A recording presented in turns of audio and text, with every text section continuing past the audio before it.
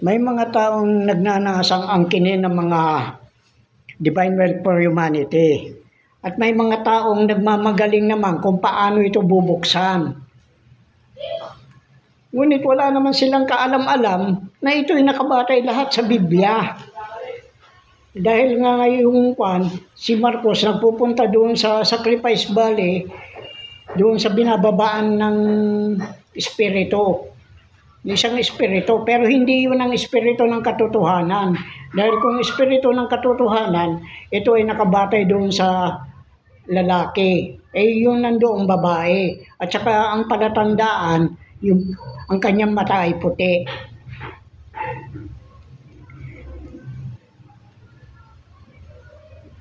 Pagkatapos, ito nga babasahan pa ako ng Biblia. Akala mo napakagaling niya sa Biblia. Kaya tinatawanan ko lang eh.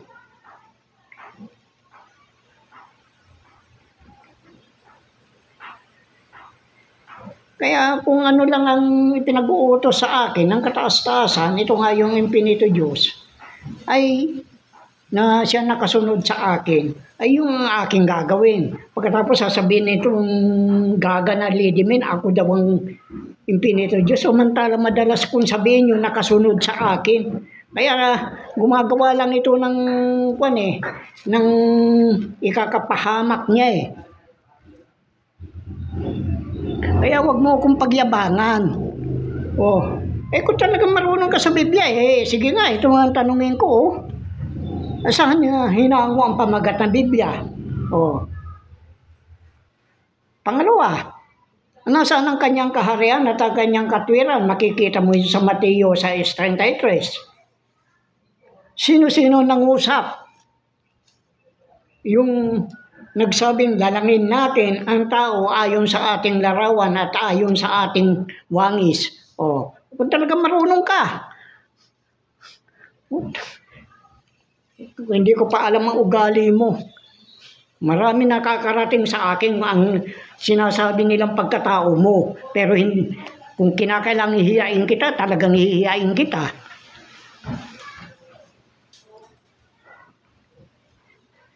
Tatlo lang yan. Pero paano kung dagdagan ko pa? Samantala, yung unang dalawa ay naipaliwanag ko na yan. Itong pangatlo. Saan hinango yung pagka-design ng tao? May nalalaman ka. Anong pangalan ng kataas-taasan? Yung Diyos Ama. Yung Diyos Anak. Anong mga pangalan nila? At yung berbo. Wala kang alam. Kaya, wag mo akong pagyabangan. Ito pa. Saan mo makikita kung kanino linarawan si Lucifer? Nasa Biblia yan. Pero hindi nila makita. Hindi nila alam.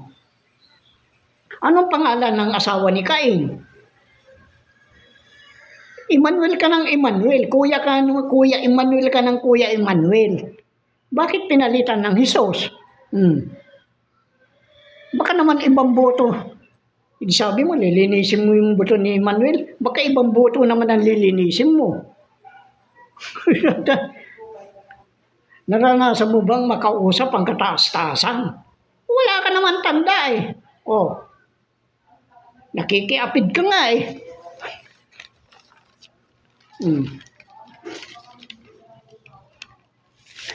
Yung pangalan ni Jehovah, walang yan. Alias lang yan. Ano ang kanyang tunay na pangalan? Kaya nga, Eho. Ihu ba?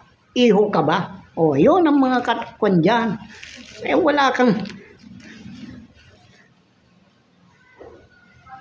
Ngayon, gumawi tayo kay Duterte Kuno. Yung Duterte na yan, clone, yung napunta doon, clone lang niya. Anong ginawa niya sa Hong Kong? Di nag-switch lang yan. Kaya yan, yung Duterte na yan, ay si Hermogenes Esperon yan. Tingnan ninyo maigi yung mukha. Kasi ayaw ninyong pansinin yung mga kwan eh. Hindi kayo palamasid eh. Hindi ninyo napapansin kung sino yung kwan na yan. Maski nasisiping ako nagsabi. At ako din ang nagsasabi sa mga clone. Wala naman iba nang babalita ng mga clone na. Dito sa Pilipinas, meron ba? Wala. Ultimo yung kwan nga, sinasabi noon pa. Ipadiin ninyo yung BBM nga yan. O, kung talagang siyang tunay na BBM.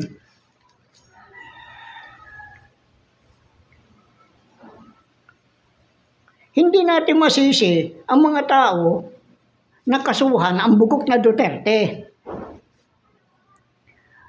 Nung hindi na siya pangulo, kasi may immunity. Ngayon hindi na siya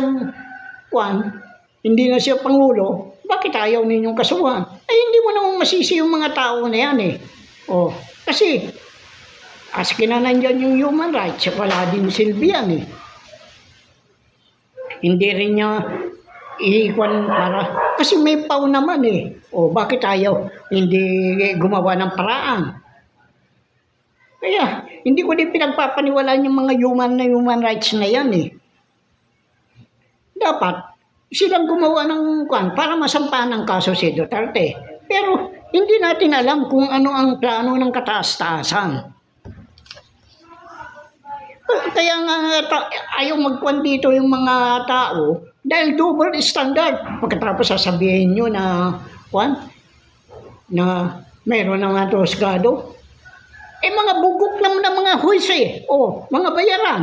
Ngayon, kung ikaw isang mahirap lang, ay bibenta ka ng abogado mo. Yan ang totoo. Dahil sa dami-dami abogado, away-away na sila, nakukunti na. Marami daw umiiwas sa gulo eh.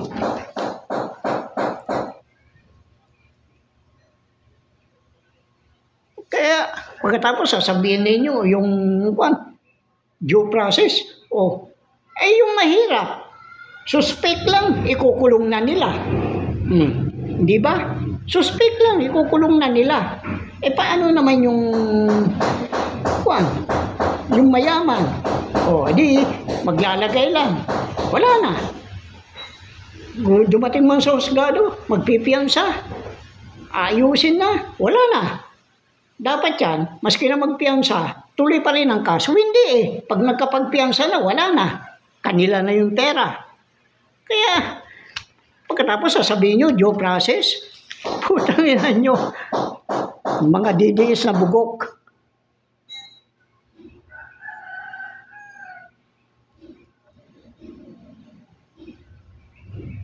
Pagkatapos sasabihin ninyo ngayon ng mga DDS na yan, paano yung soberanya?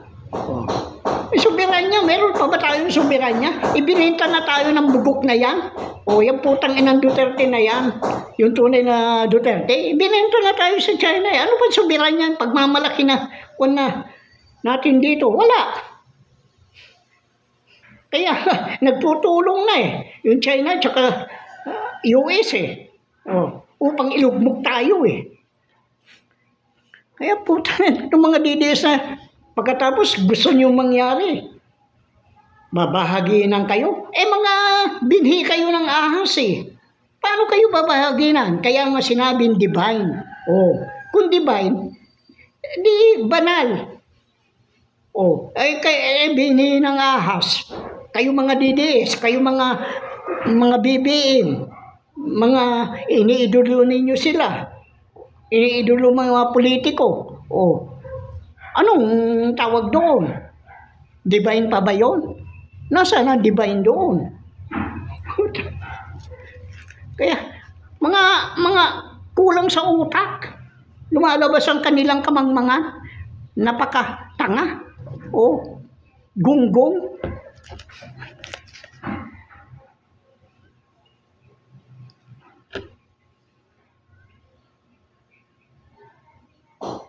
Kaya yung pagkadala niya doon sa Hague, Netherlands, ay yung upang magkaroon ng divine justice. Ano ba yung divine justice? Yung banal na hustisya. Kung talagang Inosente yung bugok na Duterte na yan. Anong katatakot niya? Oh. Pagkatapos sasabihin kinidnap, paano kinidnap? Walang kinidnap.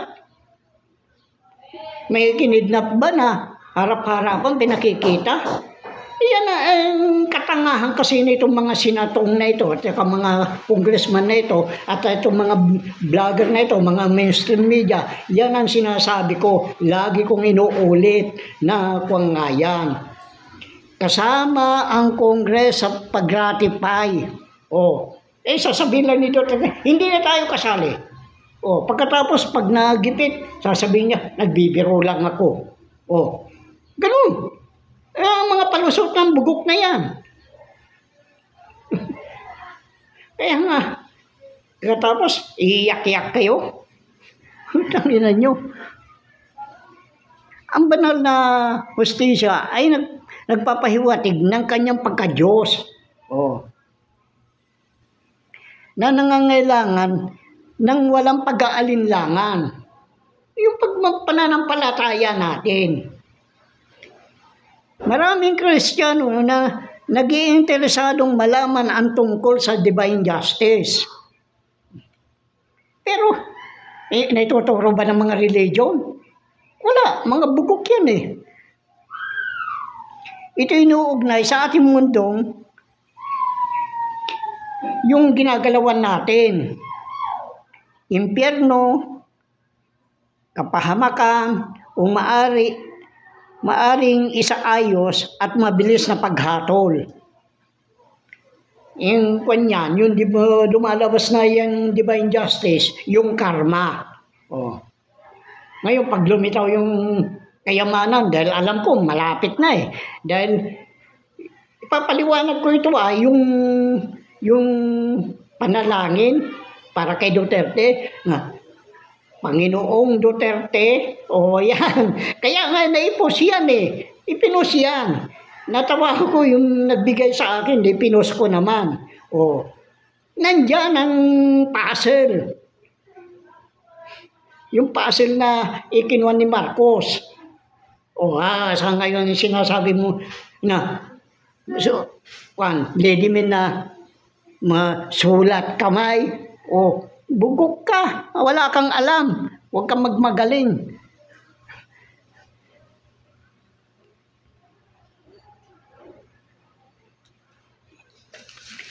Papaliwanag kong maigi itong divine justice. Madalas natin sinasabi na ang hustisya sa ating bansa ay bulag sa katotohanan. Yan na nga ang sinasabi ko, double standard. Pag mahirap ka, nakukuan lang yan, nai-apply lang yung hustisya na yan sa mga mahihirap. Pero sa mga mayayaman, ay baliwala yan. Kasi lahat ng mga justice dito, lahat ng mga matataas na katungkulan na military o maging pulis, ay puro mga kanyang mason. Kaya, anong silbi niyan? Ang mason hindi naman naniniwala sa Diyos yan. Kaya nga sila nakabatay kay Duterte o sa China. Dahil wala eh. Mantakibo, sasabihin ng putang inang bugok ng Duterte na yan. Estupido ang Diyos.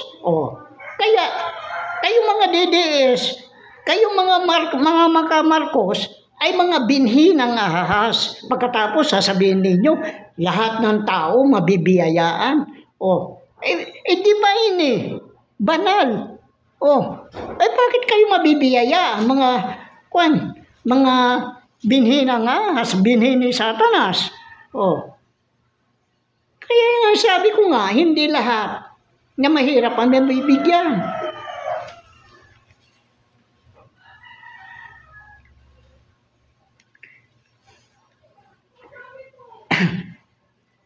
Kadalasan, napapaisip tuloy ako na masahol pa sa bulag eh.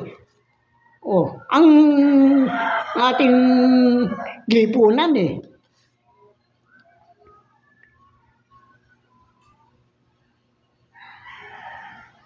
Pagdating sa yung sinasabing timbangan ng hustisya,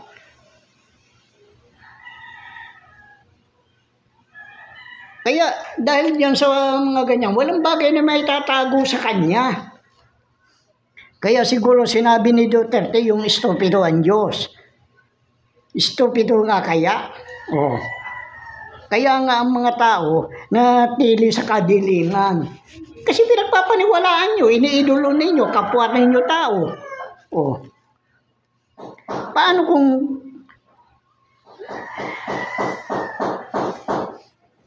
tumabaho na yung yung kataas-taasan? Kaya yung balik niya ang karma. Yan ang karma sa inyo. Simulan natin yan tungkol kay Satanas at sa kanyang mga binhi. Ito mga umiidolo ng mga politiko o mga religion. Maraming Kristiyano ang kumikiling sa ating pagpapalagay tungkol sa buhay ni Lucifer. Gaya ng sinabi sa Isaiah 14:13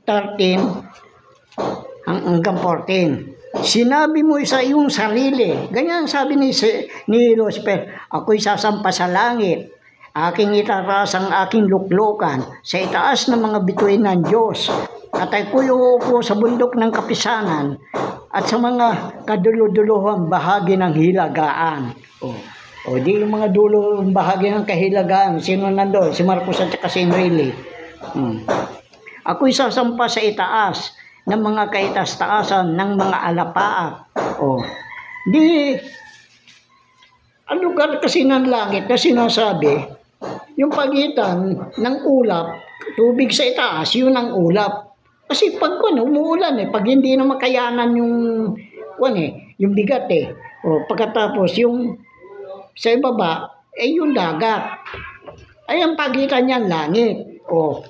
Kaya, ang daming tanga Pagkatapos, sasabihin, gusto kong pumunta sa langit. Bakit ka gusto mong pumunta sa langit? Anong dahilan? Dahil, gusto mong makita si Satanas na nandoon? Kasi mababasa mo yan doon sa aklat ni Job Yung aklat ni Job na yan, yung sinabi, Satanas ang kagali, parot, parito, taas at baba.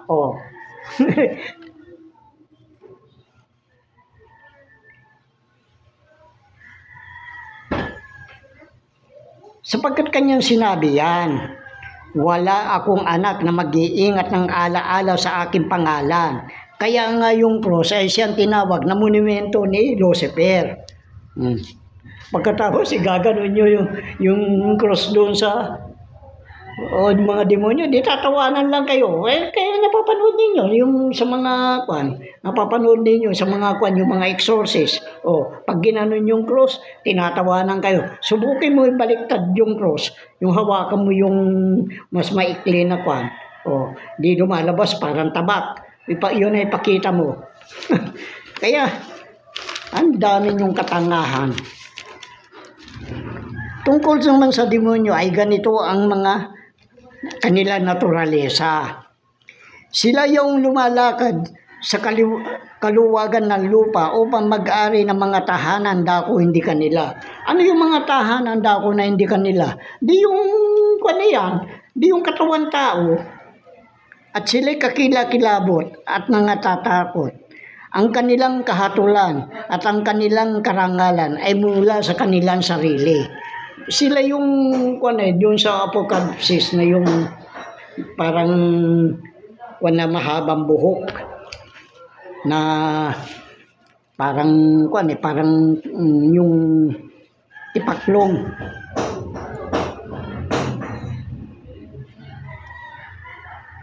Sila'y nagsiparito lahat sa pangdadahas at ang kanilang mukha ay nakatitig sa silanganan. At kung magkagayon lalampas yan parang hangin. Kaya nga, labas-pasok sino yung mga yan? Di yung mga anghel yan na ginawang hangin. At pagkaraan, at magdaraan, at magiging salarin. Sa makutid baga, siya na ang kapangyarihan ay ang kanyang Diyos. Kung anong kanya, di papasya sila. Sila din ang gumagawa ng mga bagyo. Mag-iipon-ipon sila sa isang lugar para magkaroon ng low pressure doon. Pagkatapos, bigla silang pupunta doon. Pagbalik no, may iwan magkukuhan din ng pressure dito, yun ang bagyo. Ayun, tumungo naman tayo sa mga tao. Naniniwala.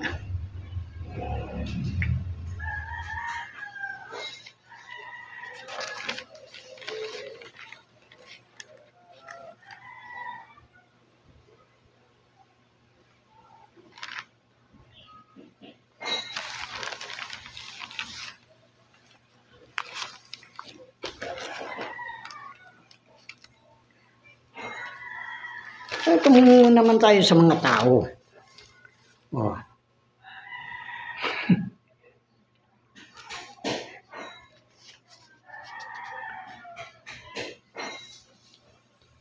Sino ba talagang magmamana ng kaharian niya? Pero kasi, may mga paraan niya, no, pang masabing magmamana.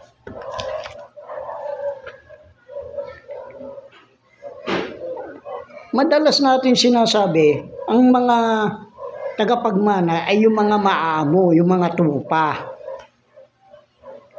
sa kaharian ng Diyos. Sino ngayon ang maamo? Di ba yung may mga katungkulan mula sa kataas-taasan? Sila yung mga pinagpala na maaaring tumanggap ng biyaya. At yung mga isinumpa naman ay tatanggap ng lalong maraming sumpa. Napakahirap eh. Pag ikaw minalas-malas, wala kang magagawa.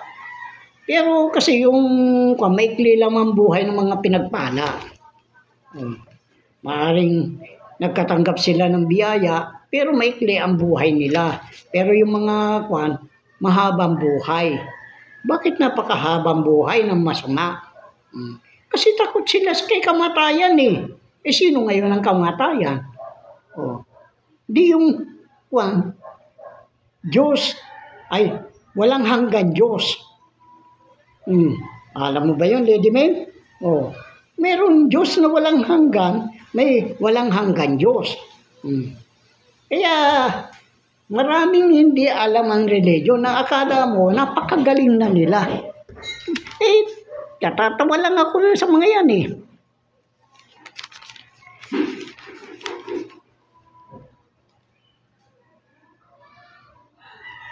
Kasi maraming Kristiyano talaga na interesado ito eh, na malaman itong divine justice eh. Kaya yung pagkadala ni Duterte doon, kaya nga nangangatog na yung ni Esperonic, clone lang siya eh. Hindi naman si Duterte yan eh. Kaya nga nagpunta sa Hong Kong yan para mag-switch, para ngayon, paano yan ngayon? Hindi na niya alam ang gagawin niya.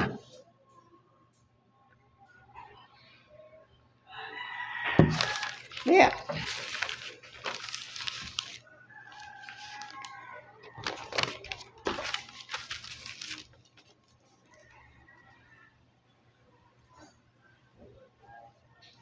ang mga pinagpala ay siyang dumaranas ng lubang paghihirap na maaring sanay ng mga maaga niyang kamatayan. Kaya nga, tinitira sila. Para huwag lumabas yung katotohanan. Ganun lang ang mga trabaho ng mga yan eh. Kaya nga, Ngayon, kung ikukuhan natin lahat ito, makakapos tayo sa oras eh. Kaya nga hindi ko kinukuha gaano ito. Pero ipapaliwanag ko na talaga nasa dasal. Nung Duterte, Panginoong Duterte. Yung dasal na yung pinost ko na dasal para kay Duterte na nandoon ang sikreto, nandoon ang puzzle. Nandoon ang puzzle ni Marcos. Pero ang natatawa ako eh. Alam yung kasagutan, pero hindi yun ang tunay na kasagutan dyan eh. Maraming sikreto yun eh. Matatawa ka doon eh. Pero yun na nga ang sinasabi ko, anong ngalay ng mga yan?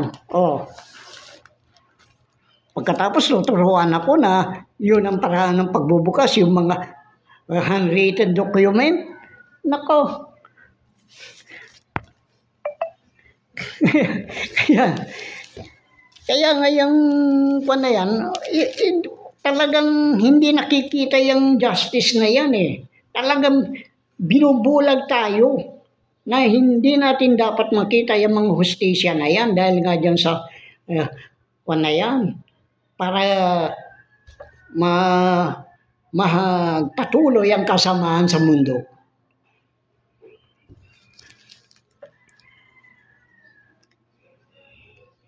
Ngayon, lumalabas na ngayon yan, katotohanan, kaya yan, pabagsak na ang kanilang kasinungalingan. Kaya nga yung sinasabi ko nga, ng paraan ng pagliligtas, kailangan mo malaman yung pangalan ng kataas-tasan. Kung hindi mo alam, wala. Kaya anong silbi ng religion? Di wala. Tae. Kaya nga dapat natin malaman yung mga yan. Ikinukuhan ko nga sa inyo eh. Kaya nga ako noon, nagpapadala ng mga sulat para yung mga nakasulat para pag-aralan nyo. Nandun naman lahat yung ikinukuhan ko, kaya lang, bahala kayong uminterpret. Dahil kung hindi ninyo alam interpretin yan, ay wala din. Kasi kung babasahin mo ng letra for letra ang mga kwan, wala. Wala kayong alam.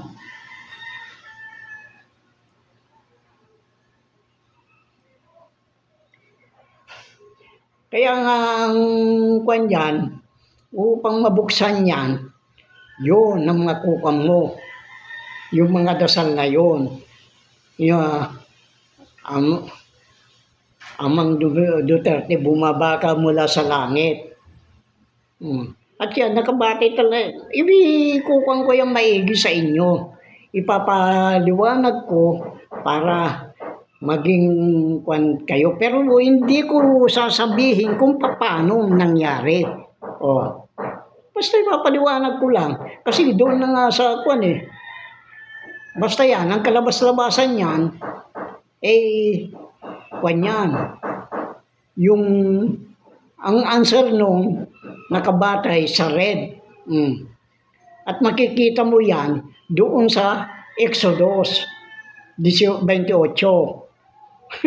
Talaga. Hindi ko akalain nandoon yung sikreto, kaya huli. Hindi pwedeng hindi ko mahuli. Pinag-aralan ko talaga yan. Kinuhan ko maigi. Kaya nga lang, yung ang sabi ko, hindi ko pwedeng sabihin sa inyo kung paano nangyari. Basta yan, ang alam lang niya, yung sagot sa puzzle. Kasi may puzzle. Yan ang pinaka-puzzle. Yung panalangin kay Panginoon Duterte. Napakasikreto niyan eh. Pero yan, napag-aralan ko na yan. Kaya alam ko na kung paano bubuksan. Kasi ang una kong pinag-aralan yan, yung dami. Kasi kung ako bara-bara, pag binuksan ko yan, ang mapupunta lang sa mga mahihirap ay itong mga pera na mga nasa bangko dito. Nakalagap. Pero yung karamihan yan, mapupunta kay Irene. Hindi ko kanyan eh. Hindi ko masyadong inapura yan eh. Kaya sila naman, inaapura ako. Bakit? Apurahin ninyo ako. Kasali ba kayo? Kaya pa yung pag-apuran nila sa akin, pinag-aaralan ko din yung kwan nila. Natatawa na lang ako na kwan eh. Kukunan natin ito para malaman nyo. Pero ikukan ko din yung mga pagkawala ng ginto. Pero walang ginto talaga. Yung sinasabi lang ni Kwan, ng mga vlogger na yan, maraming ginto. Si Marcos, walang ginto. Pagkatapos, ang gustong angkinin ni Trump, etong ang ni Sara Bisara, bakit niya angkinin? Mantakin mo. Dahil lamang doon sa ako na yun, lumabas na yun, nalaman ko na kaagad ang sikreto. Tapos na. Ano pa bang huwag na natin ipaliwanag yun. Basta yan sinasabi ko, yung na yan. Yung answer ng pero mali pa rin yun eh. Kulang yun. Yung answer ng password, kulang yun. At yan, nakabatay yan sa middle name. Kaya nga, doon sa tatlong Latin eh. Spiritualis, Miranto, Bid. Pure. Yung yung ikapito, siya rin ikawalo. Kaya binibigay ko. Samantala yung may lock pattern din yan. Kaya konektado, yung bolt number na nasa Singapore, hindi sa hindi doon sa US, ay sa UBS storage, wala yan. Ang nakalagak lang doon, yung mga ninakaw ng Diktador Marcos, yung war damage, yun lang ang nakadeposit doon. Yun lang ang doon, gold, GBC, Gold Volume Certificate. Nag-iisa lang yun. Pero karamihan niya nasa Singapore. Sige na. Pero baka, ewan ko kung kunin ko, basta yung panalangin na yon, ipupos ko ulit yung panalangin, doon nakabatay yan. Yan ang puzzle na binigay kay Marcos. Kaya lang, nalaman niya. Pero, hindi niya alam kung paano gagawin. Kaya nga yung perma niya kung wari doon sa Malacanang bago mapalayas, William Sounder, ang labo. Kasi, may mga yan eh. Kaya nga yung napag-alaman ko, yung Divine Wealth, ay nandiyan kay Tantuco. Siguro, hindi nila mapakwan ayaw pumayag si Tantuco na magamit ng mga Marcos yan. Kaya ayun, ininiksyonan nila. Kaya imposible na si Lisa lang ang nandoon. Si Lisa hindi aalis na hindi kasama Marcos. Tandaan ninyo yan. Dahil yan, takot din yan. Kinakabahan yan. Ang kumukontrol lahat dyan, ang kumukuhan dyan, mga Maharlikan General. Saan kanino nakasapi ang mga Maharlikan General? Hindi ba sa Iglesia ni Cristo? Kaya nga, yan ang napakahalagan dapat nalaman nyo. Na ang nagpapatakbo ng gobyerno natin, kasabwat ang Maharlikan General, pero ang pinakautak niyan ay yung tunay na anak ni Marcos. Pero wala siya dito. Nung primero nandito siya, nahalata ko yung ganun ang tenga niya. Pagkatapos yung sabihin ko, yan ang tunay na anak ni Marcos, na wala na naman. Dahil nga dyan, lahat ng vlogger, lahat ng mag-ingat na sa akin. Paano niyo may papaliwanag sa akin yung mga ganyan? Lahat ng mga mainstream media. Kawawa kayo. Pagkatapos gusto nyo, lahat mabigyan. Paano yung mga binhi ni Satanas? Yung mga DDS, itong mga maka-BBM, mga pinagtatanggol nila si DDS o di kaya si BBM. Wala kayong parte. Dahil mga binhi kayo sa Satanas, kaya nga divine eh. Kung divine, banal. Yan lang ang masasabi ko.